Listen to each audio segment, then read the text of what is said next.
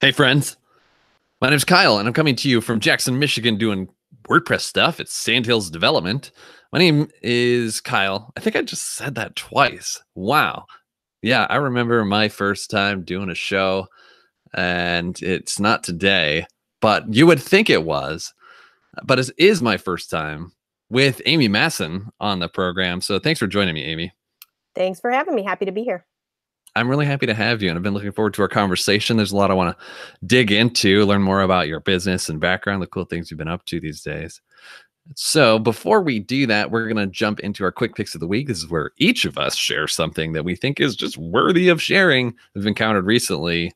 My quick pick of the week is a plugin. Imagine that. I think it's been ages since I picked a plugin. I used to do that all the time, but I want to encourage more people to go take a look at WP Simple Pay, because it's a pretty rad plugin made by Phil Dirksen, and also just came into our company's fold a few weeks ago. Sandals Development acquired the WP Simple Pay, and I've recently become more intimately familiar with what this plugin does, and it's awesome. It's really fantastic plugin. One of the best WordPress integrations with Stripe that exists out there today. Top-notch work. Phil is a great developer and a great product creator, and I just recommend more people go just take a look at it. It's a plugin that I don't think enough people are familiar with, which is why it's my quick pick today. Amy, do you have something to share? I do. Now, mine's not WordPress related exclusively. It's a website I recently found out. It's not brand new, but it's called Get Her Elected, getherelected.com. And it is an initiative that is geared toward helping elect progressive women candidates by pairing them with people who do things like web design and graphic design and digital marketing, who are willing to offer their skill sets for free to help get these women elected. And as somebody that feels strongly about getting more women in office, but who's also really terrible at calling people and going door to door, this was really right up my alley. So I was super excited to sign up and try and get involved. Wow. Hey, that's pretty cool. I haven't heard about that sort of a program, but I'm fascinated and really impressed with initiatives like this, where you're expanding the traditional set of ways that one can help and contribute Right. to a cause. Like, there are so many skills that we all have, and maybe we have this mindset that there's, if you want to contribute in a certain way, that to a cause like that, there's only a few select ways to do so. But in Mm-hmm. truth, with opportunities like this, you can take the amazing skills that you have and put them to work for the causes you believe in. That's super cool. Right. And, there's only so many monetary donations I can make. And I'm not going to go door to door or call people. That just gives me anxiety. So this is a way to really use what I know how to do to try and help the cause. Is this something you've done before, or is this your first year discovering it? I just discovered it. I just signed up. You basically get on a list, and every week there's an email that comes out, and it says, here are the campaigns and here's what they need. And if you fit in any of them, you can apply, and they send all the people that apply to that candidate, and they can choose who they want to work with. Still looking for your first opportunity to actually do some work? Right. I haven't actually found one that was a good fit yet, but I'm checking them every week. That's so cool. Yeah. Well, this is probably a very busy time for that kind of work, I'd imagine. Yeah. Okay, cool. Well, thanks for sharing that. And we hope more people go check it out, sign up, get busy, folks. All right, Amy, we want to talk about your background now. I want to learn a little bit more about the story of how you got here. I know a few things, but not everything, not the full story. So take us back to the time where you were a little younger, your career hadn't really gotten started, but you had your first plan, or some semblance of a plan, a vision for your future, and you said, this is what I think I want to do with my life. I'm going to take my first step on it. So take us back to that time. What was that first step you took on that career path? Well, you may not believe it, but it all started with a Commodore 64. That's awesome. That's a good start. Yeah, my brother actually got one for his birthday. This was in the 80s. Then, you had the keyboard, and you plugged it into your TV, and you could write your code. And so we were learning how to do BASIC. And he would get these computer magazines that had games, and they had pages of code. And so we would just sit there for hours and painstakingly type in our code, and then go back and fix all our errors until we had a rudimentary game that we could play. And that was really my introduction to computers and any kind of programming. And so I think Wow. that's where it started, but it did not develop into anything until much, much later. Okay. Okay. I mean, how long was it? If you're doing it, anybody that I know who's doing it like that young, there has to be a time later than that where you come to like appreciate that this skill can be applied professionally, or could take me further than just, my own recreational uses. So was there a specific time for you where you were like, maybe this is, a lifelong thing? Well, sort of. I mean, learning a programming language, and I will tell this to anybody, is one of the best things you can do, just because of the logical reasoning skills you develop. So I started that before I was 10 years old, learning BASIC. And I think that helped me a lot just through my education. But when I went to college, my plan was actually to be a teacher. I wanted Mm. to be a high school English teacher. And so that was what I set forth to do. But I don't know, I went to college in 94, which, I'm kind of old. And I don't know if you were aware, but 1994 is when Netscape came out. And the internet burst forth into my life. And I thought it was super cool. And I spent a lot of time looking at websites, and I made my first website on the university server, all HTML that I learned by reading source code on other websites. Wow. It was it was almost entirely about drinking and politics, which is pretty much what my Twitter feed is now. So not a lot has changed. Funny how that works. Yeah. But even Okay. then, I still continued into my path of I'm going to teach high school English. But one of the courses we had to take was computers and education. And, you know, that was a great class. I liked my teacher. And I found out that there was a whole series of courses you could take that would certify you to teach computers. So Mm. when I graduated, the job I got was teaching middle school computers. Okay, cool. So that's not that much of a leap from No, your plan to like somewhere in between your hobby as a youth and then your professional plan you landed for a while. yeah. So I taught middle school computers, sixth, seventh, and eighth grade. Not at all what my plan had been, but I really loved it. And we did, logo. I don't know, old people might remember the little turtle that you can make go places on the screen, and HTML, and any kind of desktop apps we did. And so that's where really, and I ran the school website, and that's where kind of began with all this. But I quit teaching when my son was born so I could stay home. And Oh, cool. I started a mommy blog, of course. Really? Okay. Yeah, yeah, All I right. All started a right. mommy blog. All our family was far away, and we wanted a way to update them on what was going on with our lives. And, I was home with a baby and didn't have anything better to do. Sure. Sure. Okay. So this was, back in the days when blogging was a thing, a really big popular thing, right? That's I kind of still cool. blog 4 days a week, just so you know. 4 days a week. That's awesome. Yeah. Not on a family blog, but on my business blog. But yeah, no. So I started the blog, the mommy blog, and did that on Blogger back in the day. This was in the 2003 is when we were doing it. Okay. Cool. And after my daughter was born, I was getting a haircut, and my hairdresser asked me if I would make her a website, So it begins. and that's where it started. Yeah. Yeah. That's that's a pretty familiar kind of start. I do recall those days where I had to learn to like be quiet about my ability, because if I whispered that I knew how to make websites, just a neighbor 5 doors down would hear it, and everybody would say, "Hey, you know what? I need one too." As a matter of fact, uh, so you made one for your hairdresser. Yes. How quickly did it escalate into being a professional pursuit? Well, it was not long after that she called me one day and said, "Hey, I have a client who needs a website. You should call her." Because it was not my plan after doing her website to actually continue to do it.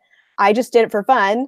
And, I look back on it now, it was terrible. But she kept it for several years. She was happy with it. Um, but Yeah, so I called up this other person who had a boutique in town and met with her, and that was my first paying job. I actually do this with my sister. Um, so we work together. We have complementary skill sets. So that was our first project together, and that's when we really decided, this was 2006, when we really decided that we should try and make something of it. But it took a number of years before we actually could do it full time. Gotcha. Okay. So during that whole time, you're just gradually taking what came your way. What was the stage at which you were like very seriously beginning to promote this as a business and start reaching out and trying to get legitimate, customers that could sustain you guys? Well, my sister was always better at that than I was. I don't like to call people. I don't like doing cold calls or sales. So, like, my babysitter contacted me, and her mom needed a website, and so my sister knew a lot more people from the industry she'd been in, and she was able to get people. But it really wasn't until about 2013 that things started to change, and we were um, able to take it up a notch and start really having the leads roll into us instead of us chasing the leads. Wow. Okay. Cool. Yeah. And at the time, were you both doing other day jobs? Well, I wasn't. I was a stay-at-home mom. Okay. So, and that's one of the reasons this really appealed to me, is because I was able to do it from home while my kids were little, and I really didn't want to work full time at the time, because they needed me to be there. But I also really wanted to have something that was my own, aside from just managing my family. Sure. And Okay. I'm a nerd and just like doing this. Right. Yeah. It's kind of beautiful how it's able to, you were able to grow something like this organically and at the pace that you're comfortable with. Right. And it's something that complements your lifestyle and instead of altering it completely. Right. Yeah. That's really nice. So you named the business Sumy Designs. Yes. Just have has like the design aspect been something that you've emphasized from the beginning? When we started in 2006, so Sumy comes from my name, Amy, and my sister's name, Susan. So we're Susan and Amy Sumy. That's where the name comes from. And at the time, it was just called web design. That's just kind of, I think, what people knew it as. I'm not a designer. Like, I can build anything in Photoshop if you show it to me, but I can't create what it should look like. I can't come up with that vision in my head. I can only make it work once I see it. Right. And so that's what my sister does. Yeah, I did some research on that not too long ago for, I can't remember what, maybe it was a talk or something. But yeah, web design was Mhm. the label for the Nobody, profession, but it nobody has said, declined in yeah, popularity. nobody said, development or, digital marketing. These were not phrases. So, we've just stuck with that name. It's our registered name. So we just stuck with it. And that's what Sure. people know us as now. Yeah, sure.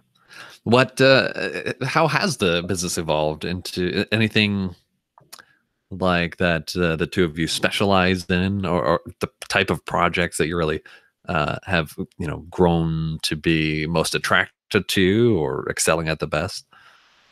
One of the niche markets, now we're not, we don't have a niche, like we'll work with anybody.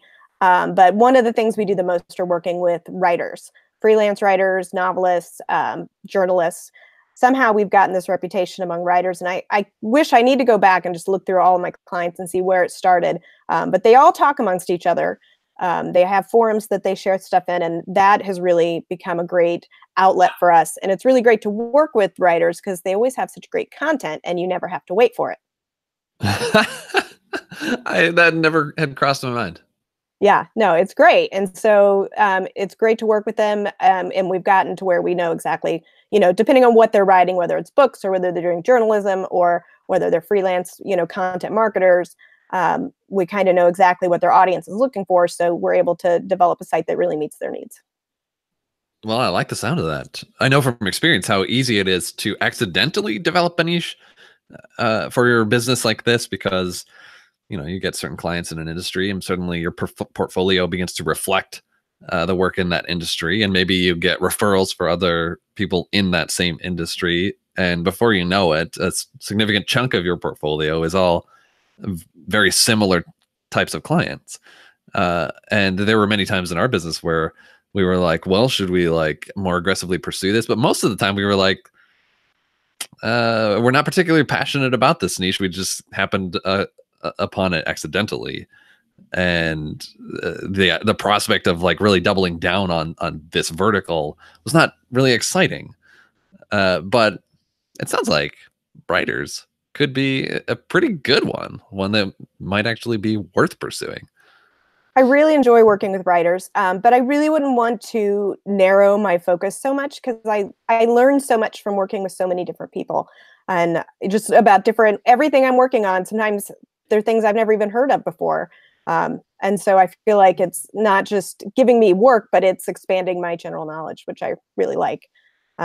So like another niche that we tend to be in is a Labradoodle breeder websites. We have a lot of them. And What? I don't know where that came from, but I just finished one today, and I have another one I'm working on right now. So we're apparently, and we have like 3 or 4 that we've done before this. So Labradoodle breeders love us. Labradoodle breeders love us.com. Yes. Okay, that's cool. Fill me in a little bit on the evolution of your tech. You as like it sounds like, correct me if I'm wrong, you're responsible for a lot of the production work, the client stuff that comes through you guys. So tell me a little bit about the evolution of like the tools that you have used and up to the point of what you're using today to build websites. Well, our first few websites were all HTML, back in 2006. And, I did have my Blogger blog, which we eventually converted to WordPress. And over the first few years, we would add WordPress when somebody wanted a blog, but we weren't using it as a content management system. I don't know that a lot of people were at that time, but eventually we did move over to where that's all we work on after slightly dabbling in Joomla and slightly leaving Joomla. So so we switched over to all WordPress. I started, I'm going to say a bad word here, with Thesis, which is where I started at the time. It was a great framework. It worked well. And then it switched to 2.0 and lost me completely. You couldn't upgrade without completely redoing every site to the new version. And so I jumped ship and switched over to Genesis. And I've been in love with Genesis since then. I love the people of Genesis. All the Studio Press people are great. And then I also have developed another relationship with Beaver Builder. So I kind of go both ways. I'll do sites with Beaver Builder, sites with Genesis. Those are my main tools that I use. Okay. It's a great set of tools. And not that uncommon amongst the people that I've talked to, like a very popular and deservedly so set of tools to rely on. Right. When you talk about some of the different clients that you've served and the tools that you've used, it makes me think a little bit about my time doing that same thing. And one of the things that I observed was as the years went by, I began to encounter not just different clients, different caliber of clients, but different requests from clients as maybe as the web itself evolved, as the base knowledge evolved of the clients I was encountering, as the available technology improved, I began to get requests for things that I had not ever been asked to do in the past. So some examples. There was a time when I got started where no client could name a platform to build a website on to begin with. But then a couple of years went by, and the next thing I know, almost every client is coming to me and saying, could you build my website in WordPress? And so the conversations, regardless of their vertical or their size of their business, were changing. And that interested me. Some clients would come and they would say, make sure it's responsive. Where a few years ago, no client would have even known what that meant. What are some reflections that you have on the evolution of their requests that come from clients up to today? Anything that you're really interested when you get project specs from clients like, wow, nobody was asking for this before? That's an interesting question. I find that people are definitely more specific in their requests. but I also get a lot of quote requests that have no specifics in them. So I do find that people specifically ask for WordPress now, whereas that was never a thing. And in terms of actual like plugins or certain things they want, I don't see a lot of that in my type of clients. Occasionally I do. But I'm the one that tends to introduce, we need to add this. They'll want e-commerce, but they won't know WooCommerce. Or they'll want payments and, they won't know Simple Pay. Mm-hmm. Sure. Okay. So they have the concept, but not the execution. Sure. Okay.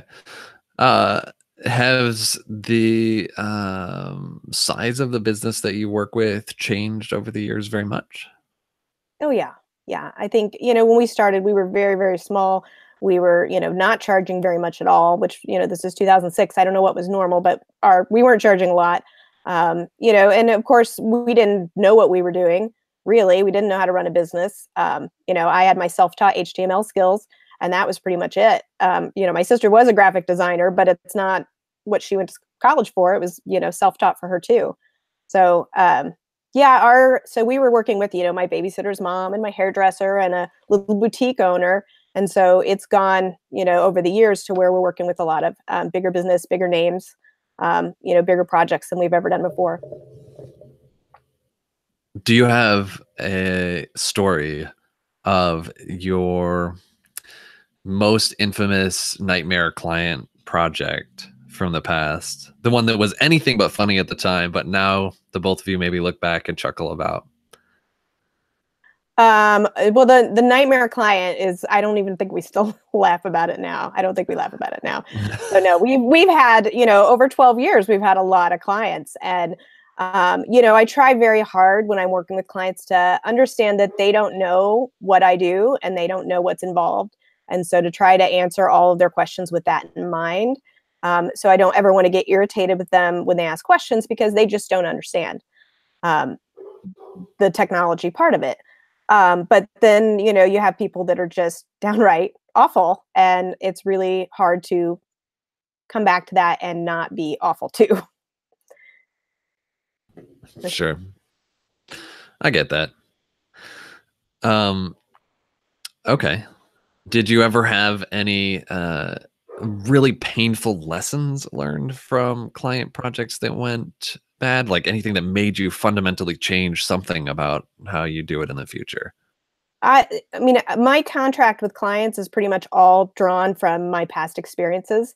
My husband is a lawyer, so I had a pretty good contract to start with, but I had all kinds of experiences that I never expected and didn't plan for. I had one where, well, everybody's had this one where the person just disappears and you never hear from them again.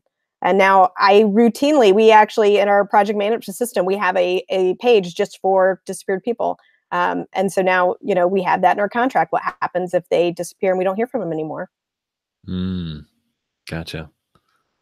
Okay, cool. What have you been involved in the WordPress community, like outside of just the Genesis folks?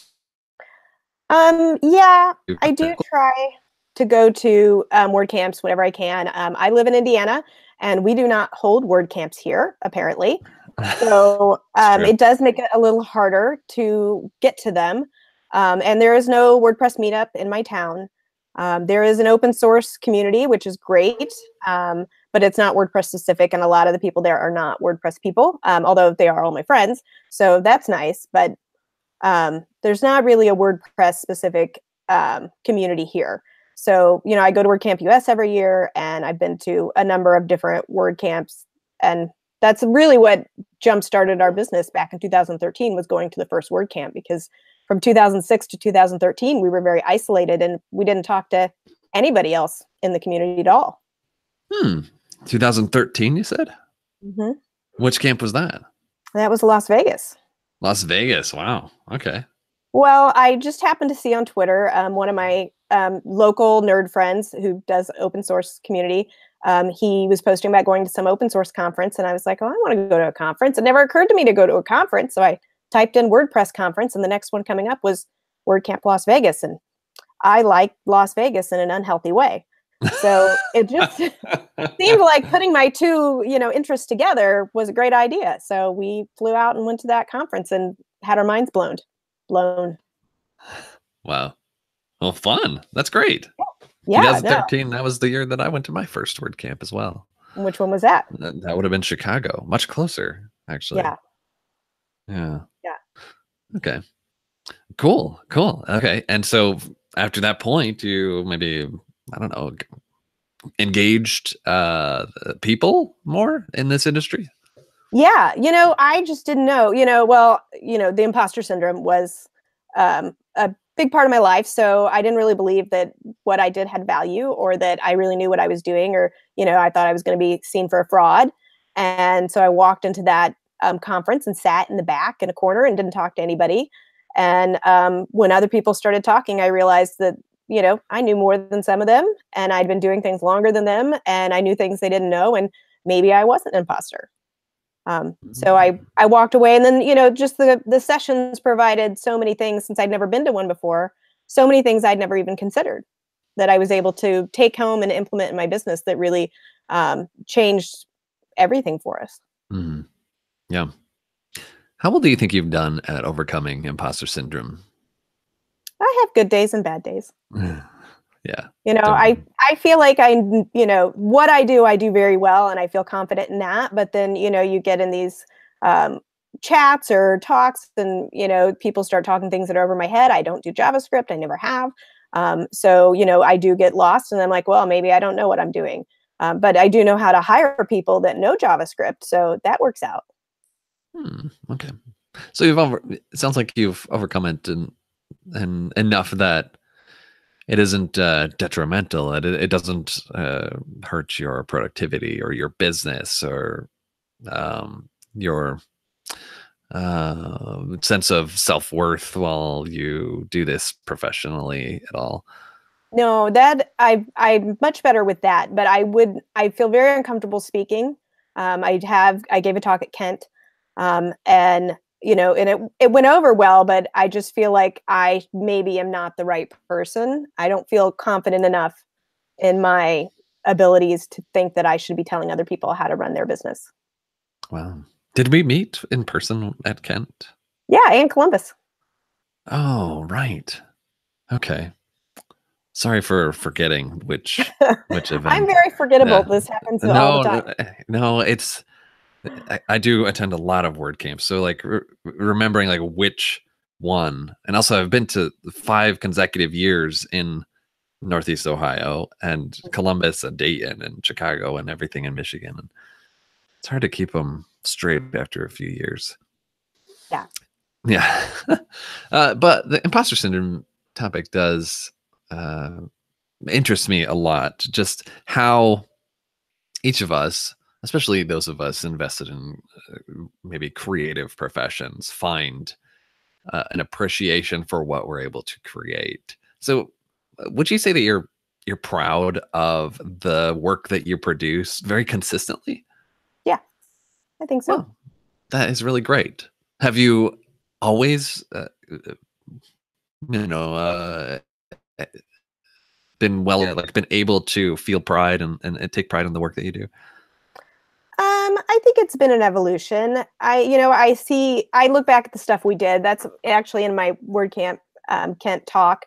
One of the first things I did is I showed a screen cap of the first website we ever made, the one for my hairdresser. And so I'm able to look at that and laugh and see how far we've come and see, even just from 3 years ago, things that I do differently, or, um, you know, processes I do now that I didn't have then. And I'm able to see that we've grown so much. And it's really, for me, about growing and learning. I don't ever want to stop doing that. So as long as I am able to continue to do those things by learning new skills and applying them, and if my clients are happy with what I give them and it enhances their business, then that's what really makes me happy.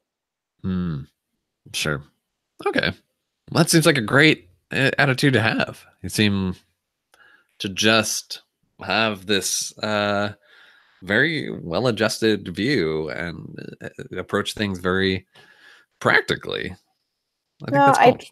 I try, I try to avoid the debates, are you a developer? Are you not a developer? I'm just not gonna have that debate with anybody, and I just call myself a nerd and leave it at that. I give my clients what they need, and I'm able to figure out what they need and produce what they need and give them a site that works for them. And if they're able to increase their business, then I feel like that's success, whether or not I know how to write JavaScript or not.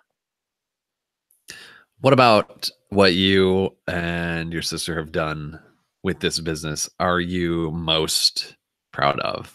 It could be, where you have grown the business to, or the clients in your portfolio, or specific projects you have released and launched, or the lifestyle that you're able to live, or the revenue that you've been able to produce, or milestones you've hit. What do you, when you look around, are you just like most impressed with? Maybe especially looking back, the things that you might have not predicted you'd be able to do so well. Yeah. Well, there's so many things that have changed for us over the years that I'm really proud of. Being able to have this full-time career where, I'm a business owner and I have people that work for me, and I'm able to have income that's, more than I ever would have made as a teacher. But I'm also able to be here when my kids leave for school, and I'm here when they get home from school, and I can go pick them up if they're sick, or I can go on any field trip, or I can just, do whatever I want because I'm my own boss. And being at a point to where the business is sustainable, and we're not, just crossing our fingers and hoping we get business the next month, that is probably the biggest success for me, is knowing that we're probably not going to go under every month. Okay. So building a sustainable business like this, what you are operating now, is actually kind of hard. There's no like simple formula to make this work, especially when you bring the word sustainable in, because it's a volatile business where you're doing long projects. There are sometimes long sales cycles before you close a project. Maybe you spend months negotiating with a client. Maybe they don't even close in the end, and you find yourself like wasted all that time.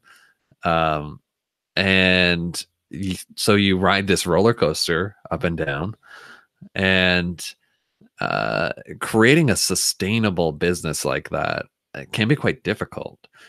So what are some of the things that you've done that have really contributed to the sustainability of this business? Maybe things that like have consistently brought you new prospects without an incredible amount of effort, or maybe things that have bred lots of referrals or repeat projects from customers, or maybe certain pricing models where customers are paying you on a recurring basis. Like, what are the clever things you guys have done that have contributed sustainability? Well, we have really good SEO, and that is by accident. Actually, when we went to our first WordCamp in Las Vegas, one of the sessions we sat in was on blogging for business, and at that point, we had a blog that hadn't been updated in 8 months. But they gave us some stats, which I don't even know if they were true or not. They put them on the screen, and I said, "Well, that looks interesting." I said, "Let's do an experiment where we blog every day for a month and see what happens." Wow. And Okay. so we did. Sure. Every day for a month, and traffic went up to our site 160% in a All month. right. And then so we did that every day for 6 months, and then we dropped off to 5 days a week, and now I'm trying to maintain 4 days a week. But that's something we've been maintaining since 2003, and so we routinely rank pretty well for a number of key word phrases that bring us routine inquiries. And that is one of the things I'm most proud of, and that's why I keep blogging. That is great. You know, the message of content and producing content regularly is very often preached. I hear that all the time. We go through a lot of talks about building a business like this, or something that is sustainable, or getting customers, or ranking, and building a brand that lasts long term. Investing in content is a common recommendation. So you started doing that quite a while ago, and it paid off before too long, it sounds like, because I've always understood it to be kind of a long-term investment. Mhm. So have you how close has your like investment into content been to the return? Is it one of those like kind of fuzzy long-term things, or can you notice if you fail to keep on your content? Do you notice like a difference in your attention? Um, I not as much now. So there have been times in Slack where we've slacked off, and I don't think it's really affected us too much. It is. I think we stumbled onto it at the right time. That was when Google authorship was a thing, so we had that set up. But at the time, I didn't even know. I wasn't choosing keywords. I wasn't trying to target keywords. I just happened to get them because we were blogging about these topics so much, and so now I do try to maintain them. Um, and I forgot where I was going with that. Sure. How do you balance Oh, the writing? But one of the things that a lot of us struggle with is the things we're all comfortable writing about are things that are about our issues and our problems and would cater to an audience of people like us, like other web designers.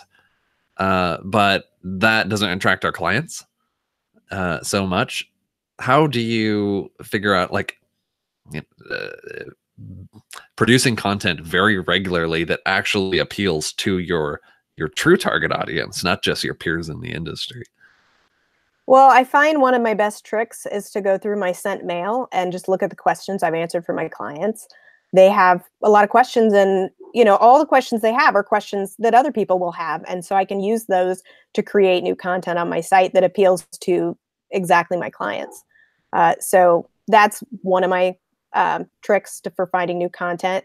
Um, there are weeks where it just comes to me where I have ideas that hit me all day, every day, and then I get stuck for weeks at a time and just go back through my archives looking for posts I can update or I can change. But I do try to focus on the business owner and the things that they want to know about websites rather than, people in our field. And I have done plenty of those blog posts too, but I try to focus more on the business owners. Okay. That's smart. I like that strategy. Looking at the questions that you've answered just in correspondence with real customers. That's perfect. That would probably produce a wealth of suggestions for many of us. Oh, well, read my blog one day and you'll see what I was answering questions for last week. That's just how it is. That's great. I wonder how a customer could feel just seeing that your email to them inspired the next blog post that they're reading on your site. Well, I don't think that I do have people that have subscribed and do get my digest every week of all my blog posts, but I don't think most of them are reading it every week. So it's good for generating new traffic and driving, my keywords to the top. But I don't think any of my clients are, sitting on the edge of their seats waiting for my blog posts every day. For other people starting a business like yours, do you believe that investing in content like that is the best strategy? I think that this strategy is very good, and I think it is not as good as it was in 2013. Okay. I think that we just happened to stumble onto it at the right time, and we're able to get really big results because I don't think a lot of other people were doing it. But I do tell everybody, new content, new content, new content, because I think it does help, but I don't think people will see results as fast as we did. Hmm. Have you experienced any depreciation in the return? Like any, are you investing just as much for less result at all, do you think? I don't know. That's a good question, and I guess the only way I would know is that if I stop doing it. That's probably true. Yeah. Yep. Yep. Yep. Um, okay. Okay. So writing is really big for you guys for client acquisition. Mhm. How have you done anything strategic with your content and maybe even your site for that matter that would change the type of customer that you attract? Well, one of the things we did is several years ago, we started breaking up our portfolio by industry. so that we could try to attract people from specific industries. So, we did for a while, we were doing a number of contractor websites. And so, we set up a section of our portfolio just for contractors, with content geared toward contractors and just those specific sites they could see. And, now we have a lot of different areas of our portfolio that are broken up. And I think that's one thing that has driven specific industry specific people to our sites. The writers looking for writers, the labradoodles looking for labradoodles websites. It's able to be easily found, and it's also extra pages that are indexable that are specific to an industry. And if somebody is looking for a labradoodle website, I've co-opted that keyword. What are some of the there may not be a lot of people looking for it, but if they are, I'm there. Okay.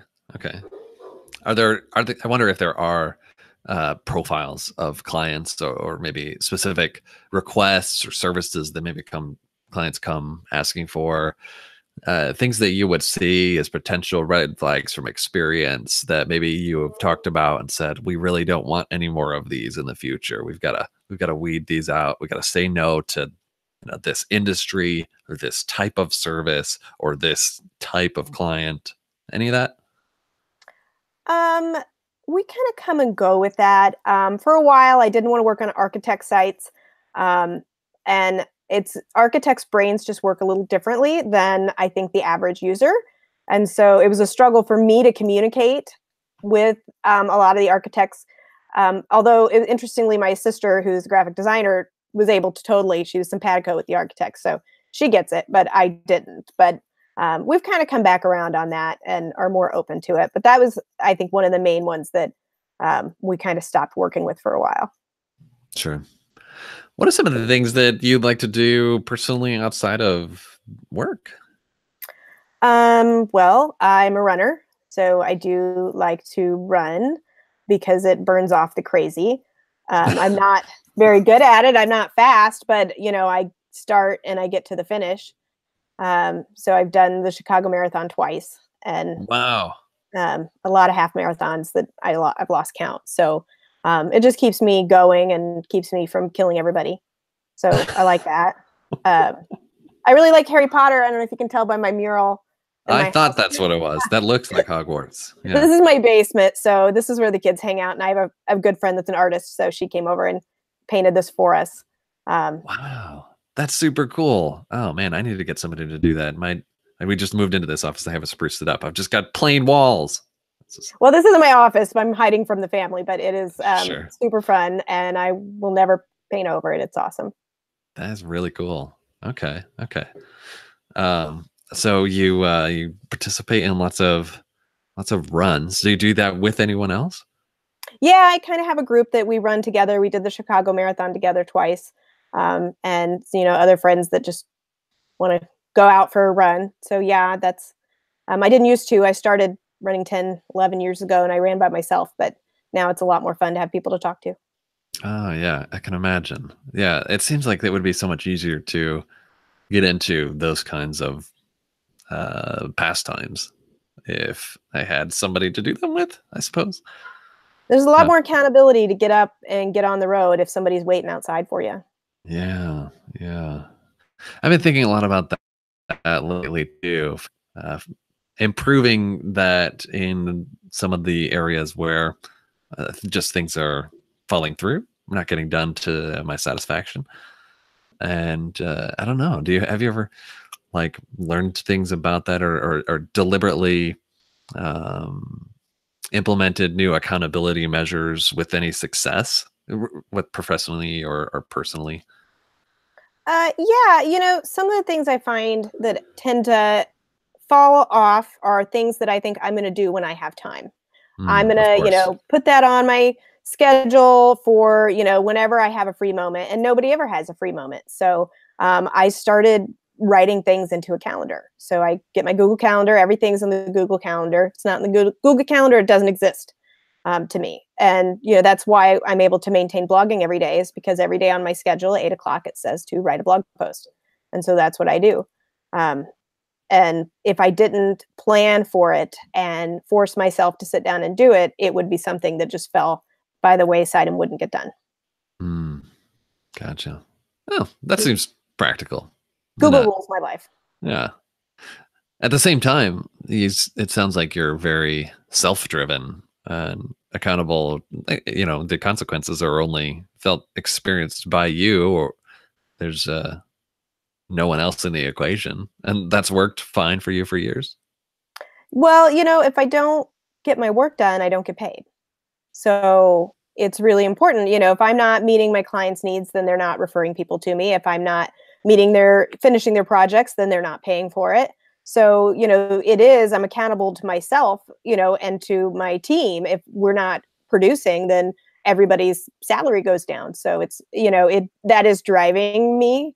But I just really like making websites. So it's something that even in the night, I work at home, so I can sit down at my computer any time of day or night and work. And a lot of times I will just, I would rather sit down at my computer and do more work than watch TV. Well, that's great. That's great. That says a lot of good things. Yeah. Okay. Do you have any events on your calendar that you plan on hitting up this year, next year? Yes, I'm going to WordCamp US. It's one of my favorites. Great.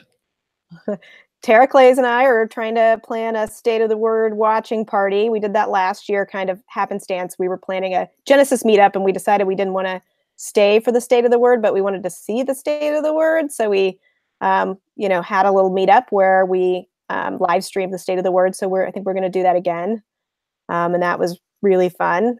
That sounds And fun. you'll get an invite. So Oh, cool. Thanks, Amy.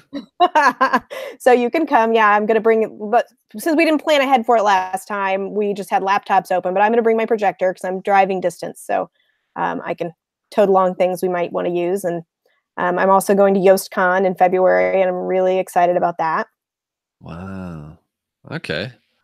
In February, YostCon. Is that in Europe? Yeah. Wow, dang. Okay. Yeah, That's pretty cool.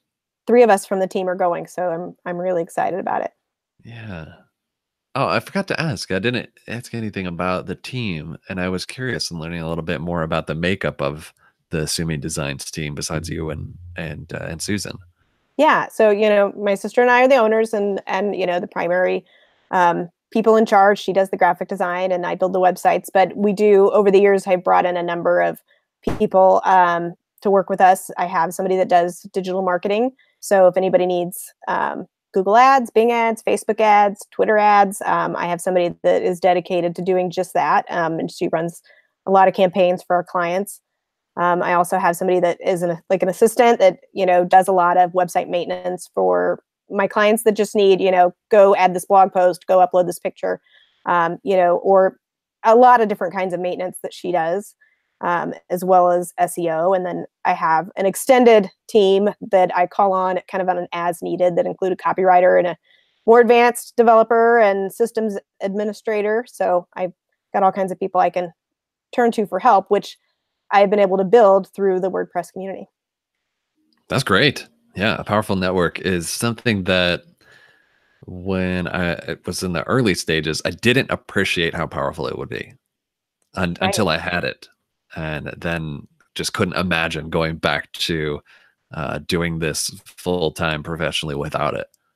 It's amazing. Right. I mean, when we started in 2006, I didn't know anybody else that did this. I knew nobody that did this. And that's pretty much how it was until I went to that first WordCamp.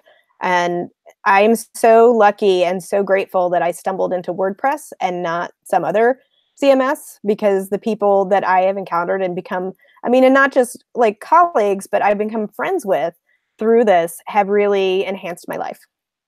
Oh, that's really warm and fuzzy and awesome. And I can totally relate. This community has enhanced my life quite a bit as well. Do you have any good suggestions, Amy, for people that I should invite on the show in the future? You've had so many people, and so many of them are people that I would suggest. So it's hard for me to come up with somebody new. You should probably talk to my sister, Susan.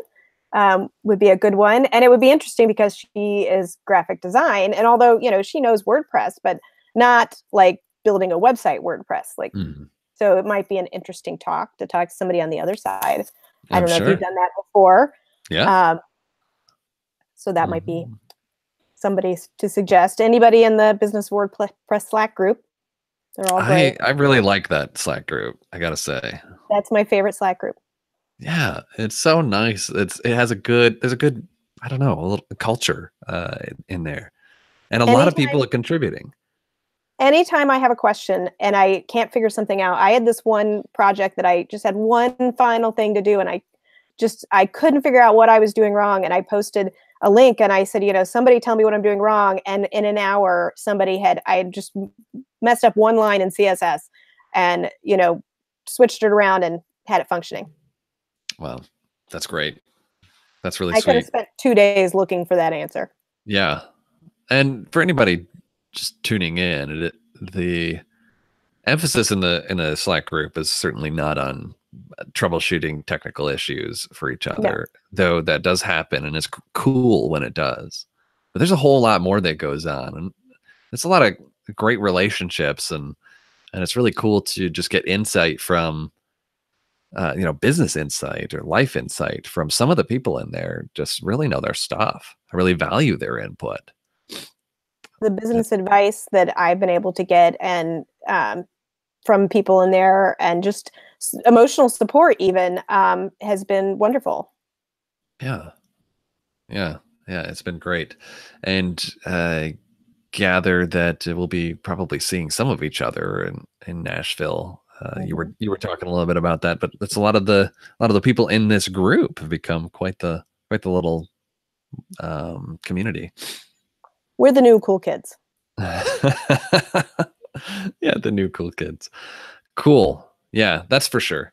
Well, Amy, this has been a really fun chat, and we've covered so much. I really enjoyed it, and learning about Sumy Designs and your background, all about the clients that you've had and the tools you use, and how your business has evolved over time. That's such an interesting story. Thank you for spending this evening together with me. I enjoyed it too. All right. Well, that's our show. Thanks again, Amy, and I'll see you in Nashville.